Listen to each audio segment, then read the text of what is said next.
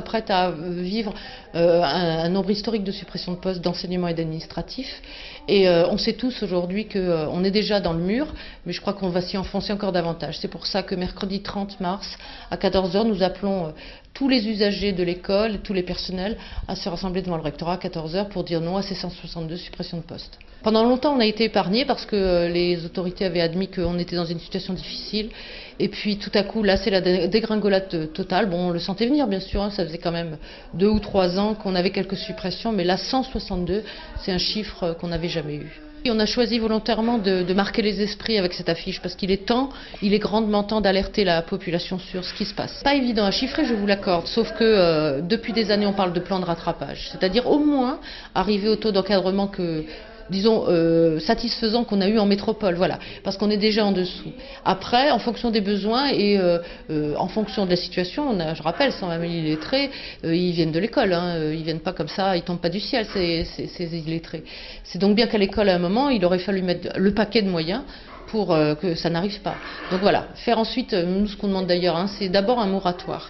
C'est-à-dire on gèle les suppressions de postes, on fait un état des lieux précis de la situation et on évalue les besoins. Et en fonction de ces besoins, on détermine le nombre de postes non pas à supprimer, mais à créer parce qu'il y a de vraies difficultés ici. La seule solution, c'est la pression.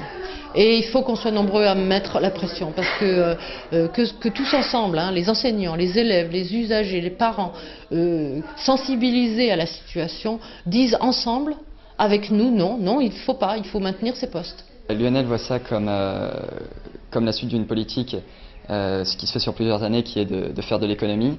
Et bien sûr, elle ne peut accepter ça, puisque ces suppressions de postes vont entraîner des augmentations des effectifs dans les classes. On va être de plus en plus nombreux, les cours vont être de plus en plus difficiles. De toute façon, toutes ces dégradations du système, on les remarque depuis quelques temps. Et là, ces suppressions de postes, c'en est une conséquence, et bien sûr, l'UNL est totalement contre. Bien sûr, après l'UNL ne va pas s'opposer en bloc à tout projet de réforme, c'est pas du tout ça, au contraire, mais l'UNL souhaite que les lycéens soient enfin un peu consultés pour ce qui les concerne le plus, l'éducation. Que ce ne soit pas des suppressions de postes, des réformes en fait qui entraînent des suppressions de postes qu'on apprend à la dernière minute. On se sent un peu trahi, il y a un total manque de communication, et donc de ces suppressions de postes, nous on n'est pas du tout d'accord et on compte manifester et on le dit depuis le début de l'année et ça a déjà eu pas mal d'écho.